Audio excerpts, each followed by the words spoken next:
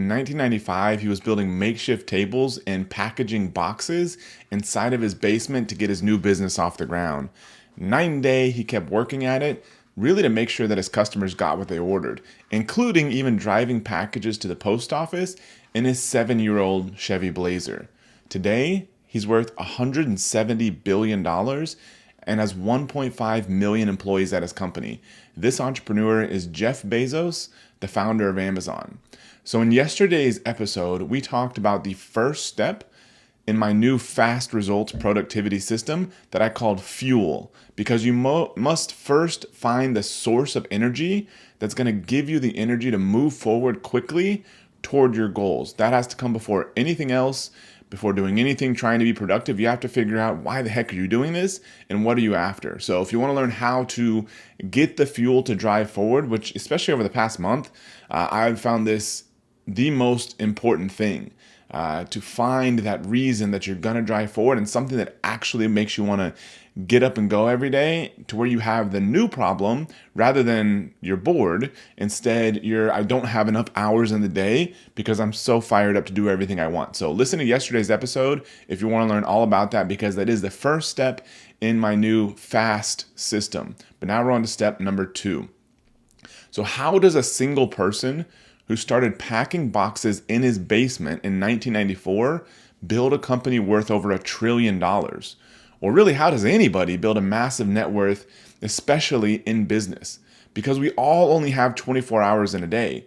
You take away 8 hours for sleeping and then 2 hours maybe for getting ready, eating, and using the bathroom. That leaves us 14 hours a day to create whatever we want in life.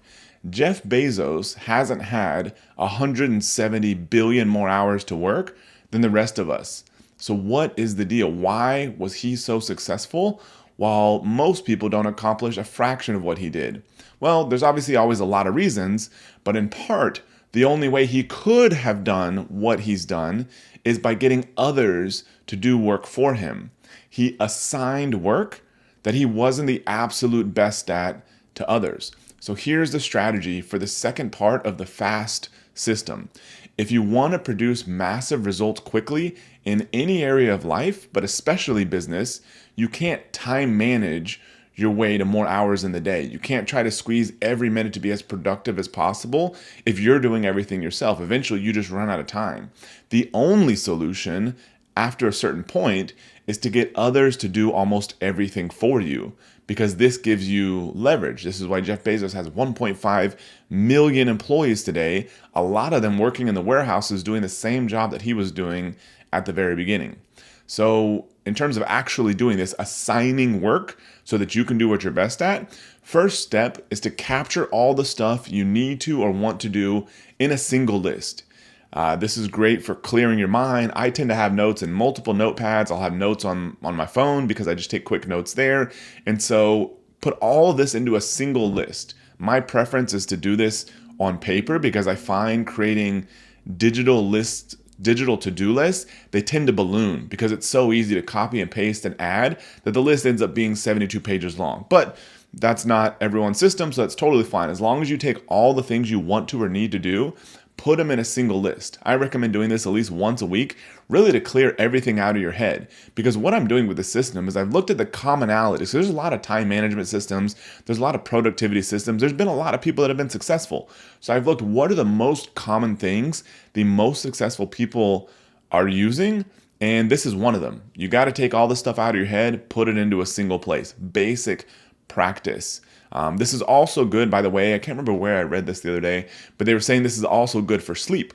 So dumping all the stuff out of your head before you go to sleep, so you're not kind of thinking about it all night, is also great because you know that list is there in the morning. You can always worry about it in the morning. So sometimes if I feel like I'm really overloaded, I'll do a dump right before I go to sleep. And in my experience, I actually do sleep better. So either way, get all the stuff out of your head, all your notebooks, all your notes apps, and put it all into a single list. Now, second is to try to get really clear on what you're good at. Now, this is likely the same thing you're really interested in. It may just take more time because when you're heavily interested in something, that tends to create more effort because it's not even work at that point. And then that effort leads to greater skill. So big interest leads to big effort, which leads to big skill, which that means that's the thing that you're really good at. So try to get clear on what it is that you're really good at.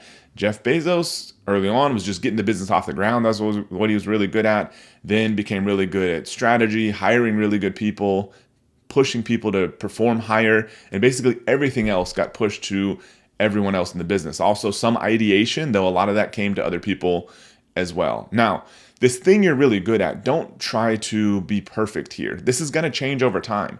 Your skills are going to change, your interests are going to change, and your knowledge about yourself is going to change. You may not really be that clear on what you're that good at today. No problem, but you got to start somewhere because you've got all the stuff on your to-do list. You need to find out what is the stuff it's actually worth for you to do versus somebody else to do.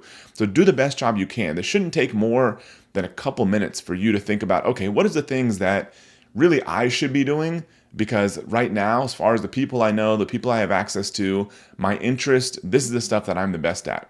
So what can only you do as good as you can do it right now? Now mark those items on your list. Maybe it'll be 10% of your list, 20% of your list, 30% of your list. From all the things that you captured, what are the things that really only you could do that you don't think you could hire away? Now, third is for all the other items on your list, think about how you can get somebody else to do them. Now, I was just reminded of this trick that I've used back in the day, but I kind of forgot over time. Part of it, kind of the reason for doing and releasing this system here on the podcast show is because I hired away all of my roles in the companies, had CEOs managing all the businesses. I basically had no operational responsibility whatsoever, so I had all the time in the world. And I was getting very bored and kind of unfulfilled doing that, which is why I've decided to jump back in and do what I'm best at. And so before, I didn't really care about what is my hourly rate because I'm like, I got all the time in the world. Who cares if I go, snowplow our driveway or something in Colorado? I've got plenty of time. It's kind of interesting. I'm learning something. But now that I'm dealing with the other problem, which is not enough hours in the day, this stuff really matters. So I was just reminded of this from a friend that sold his business at a valuation of about $200 million at our most recent mastermind. So the easiest way to do this is to think about your desired annual earnings. How much do you want to make per year? What's the kind of next level for you? And divide that by 2,000. Math is very simple because, say you work 40 hours a week, even though if you're an entrepreneur, you probably work more. But if you work 40 hours a week, there's more or less 50 weeks in a year. And so that 40 times 50 gives you 2,000. So you can take your desired annual earnings and just divide it by 2,000. So say you want to make $1 million a year. That's $500 an hour. $1 million divided by 2,000 hours is $500 an hour. So good trick. And so this is for you to understand if you can get anything done for less than your hourly rate where you want to be at, then you should probably be hiring those tasks away. So if you can get somebody to come out like us to go snowplow our driveway, even though we've got this cool UTV that's kind of fun, it's going to make sense to get somebody else to do that. If they can come out and do it for less than $500 an hour, then if that's my hourly rate, then I can get somebody else to do it. The hourly rate that I'm targeting right now, $2 million a year, so $1,000 an hour. So if I can get anybody to do anything less than $1,000 an hour, then I should probably be getting somebody else to do it because I am busting at the seams in terms of things that I want to do, opportunities that I see and that I'm pursuing right now. So I don't have enough time, so then I have to use all the things that are not my core greatest skill and desires and get other people to do all that stuff. So even star athletes need to assign work. So you may think, in business, it makes sense. You have a lot of people that are doing customer service, they're doing engineering, they're creating products, they're selling products, all those different roles, finance in a business. It makes sense for them to have a lot of people. But what about a star athlete? What about, LeBron James or any of these big athletes? They're really getting paid because of their physical abilities. Do they also need to assign work? Absolutely. So I remember reading the book, I think it was the TB12 method about Tom Brady. He has a full-time masseuse, or basically person that's manipulating his muscles. So he, when he was playing, would stay nice and nimble so that he could play for as long as possible. He was one of the most successful older athletes, maybe the most successful older athlete, especially in football, in history. And so he could have sat there himself rolling around on foam rollers all day, but it was worth it to him to have somebody who he assigned the work of literally doing that physical manipulation on his body. And also these star athletes still have people managing their investments and all kinds of other stuff. So everyone needs to use this principle of assigning the stuff that you're not the best in the world at. Tom Brady's not going to assign his role as quarterback, but he's going to assign everything else in his life. The only way you're going to break through to higher levels is to get other people to do the stuff you're not great at. There literally is no other way here. You can only be so much more productive with your own time, which is a good baseline. Try to be as productive, remove distractions, all those kind of things. But beyond that, you've got to get other people to do the stuff that you're not great at.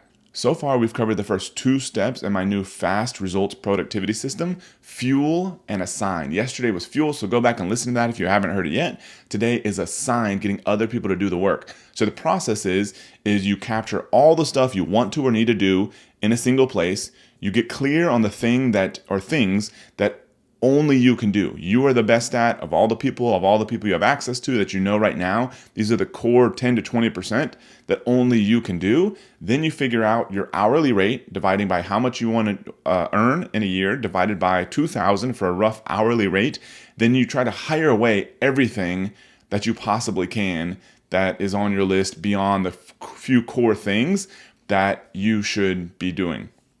So tomorrow, we're going to discuss the 3rd step, which is simulate.